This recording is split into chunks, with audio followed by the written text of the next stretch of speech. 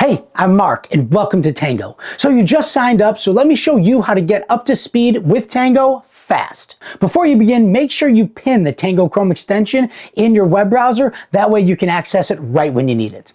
To get started, click the extension and then click Start Capture. You'll notice that Tango is now capturing your process. So just walk through your process like you would any other day and Tango will document it all for you. For example, here I am adding a contact in my CRM. Tango is capturing each step in real time and building a step-by-step guide in the right-hand sidebar.